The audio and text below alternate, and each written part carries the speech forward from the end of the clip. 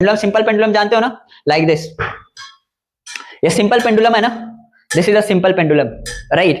And अब जो है ना, मैं साइंटिफिक कोई एक्सपेरिमेंट नहीं कराने जा रहा हूं आपको, जो है ना मुझे असल में कराना क्या है कि सेक्टर का एरिया फाइंड आउट करना है।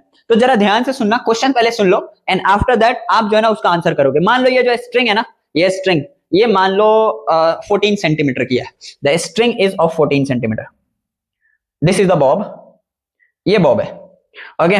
और मैं जो है ना इस चीज को यहां पे लेकर के आता हूं, राइट, और यहां पे लेकर के आता हूं और इसको छोड़ देता हूं, लाइक दिस, ओके।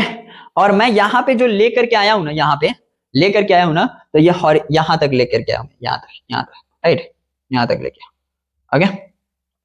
आपको बताना है कि अगर इस सिंपल पेंडुलम की जो टाइम पीरियड है, लेट अस सपोज इसकी जो टाइम पीरियड है ना, वो अगर मान लो कि लेट अस सपोज इसकी टाइम पीरियड जो है ना वो 0.8 सेकेंड है, 0.8 second.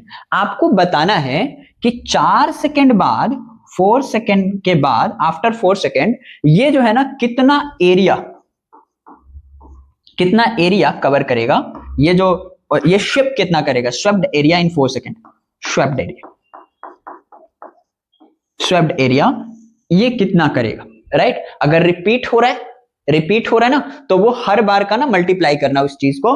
And this angle is given to you as 15 degree, है ना। आप वो सारी चीजें नेग्लेक्ट कर देना जो कि साइंटिफिक पॉइंट ऑफ व्यू से आपको सोचना पड़ता है, लाइक ड्रैगिंग होगी, रुक जाएगा, एंगल छोटा होता जाएगा, वो सारी चीजों को ना आपको नेग्लेक्ट करना है। आपको बस इतना बताना है कि ये जो है ना, अगर टाइम पीरियड उसका 0.8 सेकेंड है, ठीक है, तो आफ्टर द 4 सेकेंड वो कितना एरिया स्वैप करेगा, है ना। अगर रिपीट हो रहा है एक ही रीजन पे, ऑब्वियसली ऑसिलेटरी मोशन है, तो ऑसिलेटरी मोशन है तो आपको जितनी बार ये रिपीट करेगा वो वाली जो चीज है ना, उस चीज को आपको करके दिखाना है, टोटल एरिया कितना स्वैप होगा, ये चीज आपको बतानी है। और this angle, okay, this angle is of 15 degree, okay. और एक चीज और, यहाँ पे ये जो स्ट्रिंग है ना, इसकी जो लेंथ है ये 14 सेंटीमीटर दे रखी है, दिस इज 14 सेंटीमीटर।